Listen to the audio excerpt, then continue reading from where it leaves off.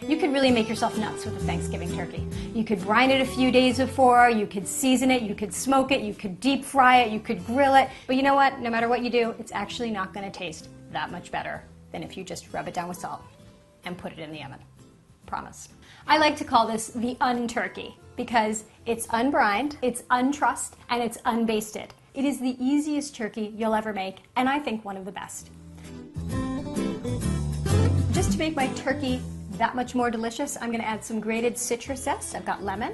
The lemon just adds a brightness. Tangerine is really nice too. Lime, calamansi, clementine, ugly fruit. No, don't use ugly fruit.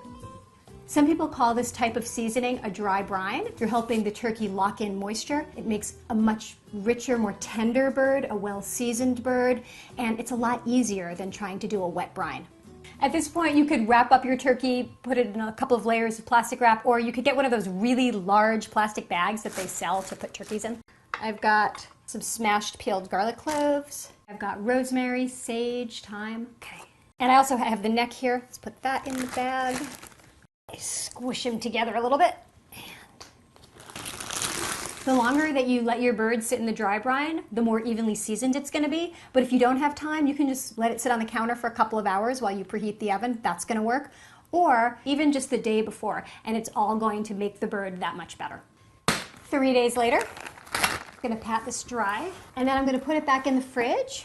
And what that does is the fan from the fridge is going to help dry out the skin. I want a nice, crisp skin.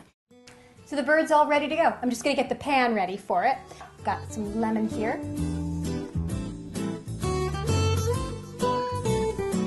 Hard apple cider. You could just use regular apple cider too. Some white wine. You could also just use some turkey stock if you wanted, or even plain water. Come on, little bird. Big bird. Oiling the bird up means that I won't have to baste it later. The good thing about not stuffing and not trussing your bird is it'll actually cook a lot more quickly. So that bird over there, which is 10 to 12 pounds, is probably going to cook in 2.5 hours. I'm going to start the bird at 450 to give it some nice color on the skin, and then I'm going to turn the heat down.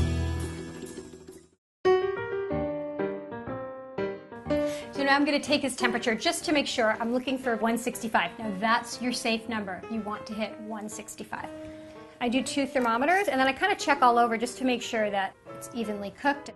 Great, we are where we want to be. And now I'm just going to take a nice sturdy wooden spoon, stick it right in the turkey cavity there, and then you move him over to the cutting board.